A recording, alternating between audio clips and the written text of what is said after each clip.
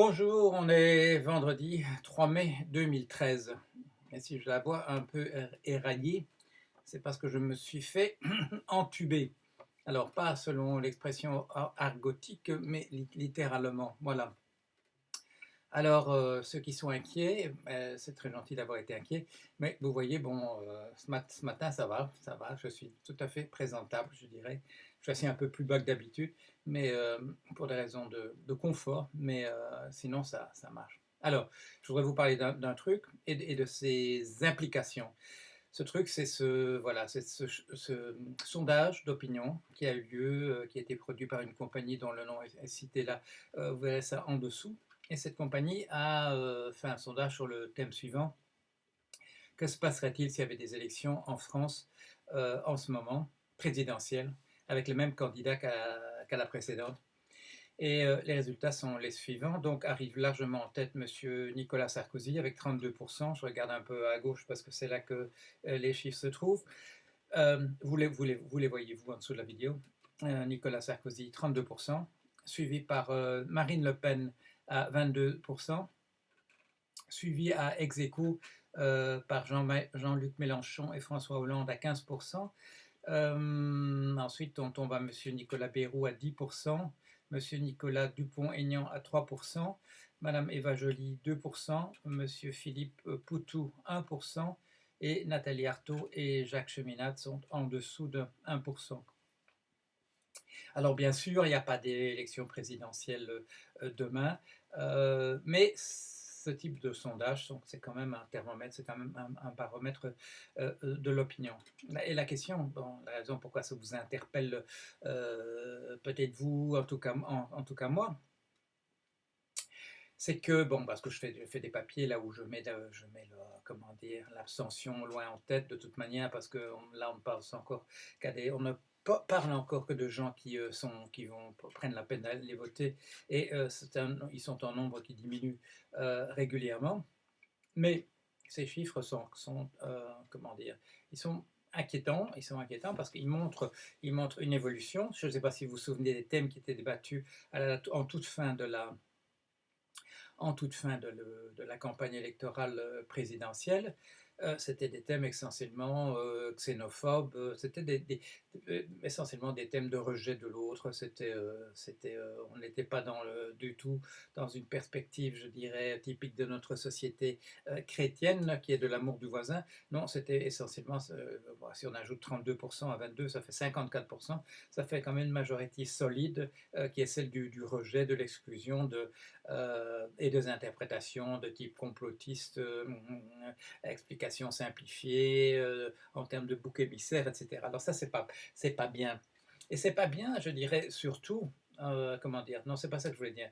Ce qui n'est pas bien, c'est que un de ces partis, et peut-être même les deux, surfent d'une certaine manière sur des idées qui sont défendues par un petit nombre de personnes qui ne voteraient jamais over their dead body, jamais au grand jamais, ne voterait pour ces partis-là. Alors, il y a d'une certaine manière une certaine récupération. Ces mouvements surfent d'une certaine manière, je ne pense pas d'actes xénophobie, des choses comme ça, mais pour ce qui est des bonnes idées, je dirais, en toute modestie, ils surfent sur des idées qui sont émises par un certain nombre de personnes dont je ne vais pas dire les noms maintenant, essentiellement parce qu'il y a un débat. Je vais faire un débat tout à l'heure entre 15h et 17h sur ce thème-ci.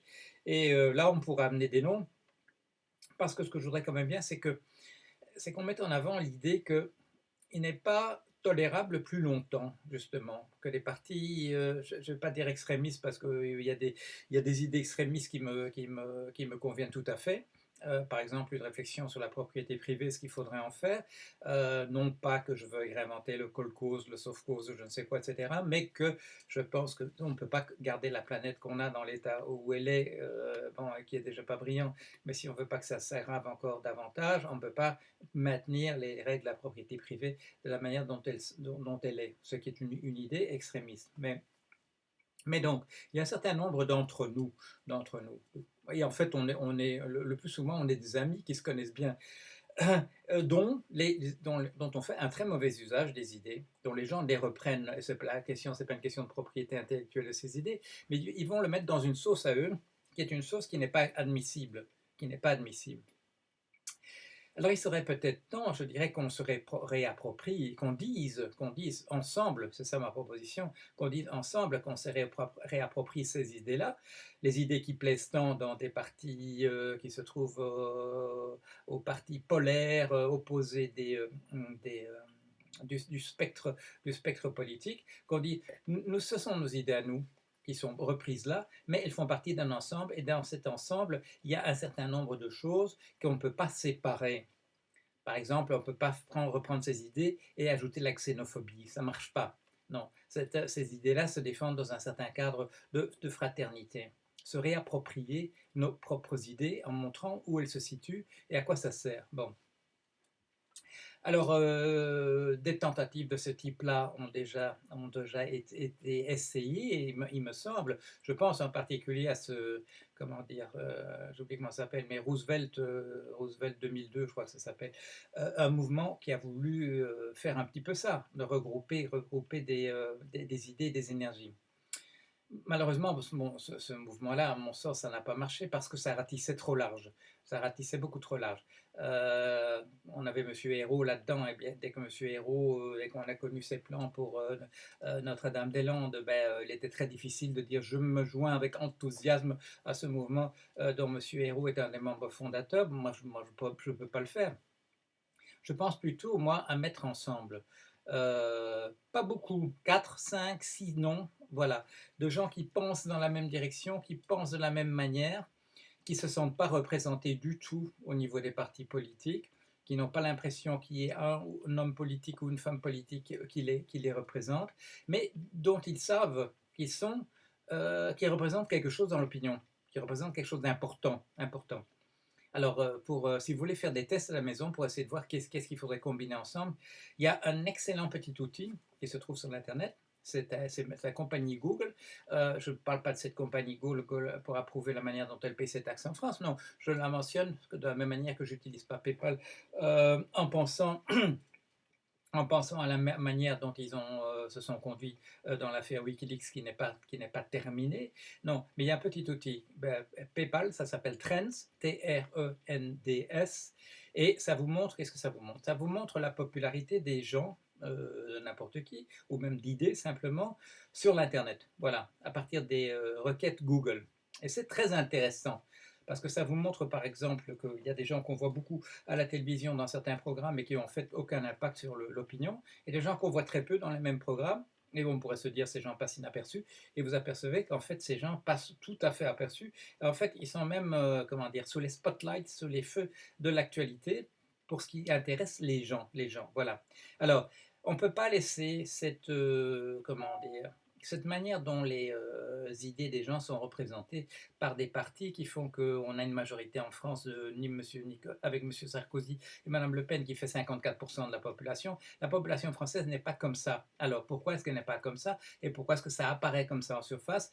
Eh bien, bon, je l'expliquais dans un papier dont je remettrai le lien, c'est parce que dans la mesure où les gens votent de plus en plus par protestation, d'abord en protestation n'allant pas voter du tout, et en votant contre les sortants, voilà, sortez les sortants, ça finit par faire une image qui est tout à fait, comment dire, indéchiffrable, parce qu'on ne sait plus si on est, parce qu'il y a encore des positions supplémentaires, on est contre ceux qui sont contre les sortants, et ainsi de suite, ça fait des combinaisons telles que se retrouvent finalement regroupés, justement dans un électorat comme le Front National là, aussi bien des gens qui sont tout à fait enthousiasmés par ce que je dis dans ma vidéo du vendredi et qui viennent me le dire. Ah, monsieur, il y a quand même que Marine Le Pen et vous, etc. Bon, non, là, il y a malentendu. Il y a malentendu. Il y a malentendu parce que j'avais posé la question voilà, au Front National, quand le Front National m'a abordé en disant est-ce que vous pourriez nous aider? Ils l'ont fait très poliment d'ailleurs, et j'ai répondu très poliment aussi. Est-ce que vous pourriez nous aider à élaborer notre programme? J'ai dit oui, oui, à condition qu'on puisse considérer que l'idée de la fraternité et de l'égalité vienne en premier dans votre programme. Et ce qui m'avait été répondu, très gentiment aussi, c'est de dire dans la fraternité, on ne peut pas tout de suite parce que bon, il y a telle et telle chose qu'on ne peut pas ignorer dans notre pays, qui sont effectivement des choses qu'on ne peut pas ignorer dans notre pays. Bon, je dis notre pays, vous savez, je suis belge, mais là je m'emporte un petit peu et je réfléchis en européen tant que l'idée est encore là. Ce sont effectivement des questions auxquelles il faut penser, mais si on ne met pas la fraternité en premier, J'ai répondu ça très gentiment. Si on ne met pas la fraternité en premier, il n'y aura pas moyen entre nous de discuter entre nous parce que ça ne pourra pas avancer de toute manière. Voilà. Alors, on ne peut pas rester, voilà. Moi, mes amis, là, auxquels je pense, on ne peut pas rester invisible parce que nos idées qui sont reprises sont dénaturées en les mettant dans des combinaisons qui sont intolérables, qui sont insupportables. Voilà. Alors je lance ça comme ça, je ne leur en ai pas parlé. Je lance un débat là-dessus pour voir auprès de vous, vous qui regardez ce blog, pour voir si on peut avancer de ce côté-là. Alors comme je vous le dis, entre 15h et 17h, on fera un débat ici en direct sur les pages, les débats. Il y aura des liens à partir du blog principal et on fera comme on a déjà fait ça les autres fois. Parfois ça part très bien, parfois on a quoi 150 personnes qui interviennent sur 2 heures.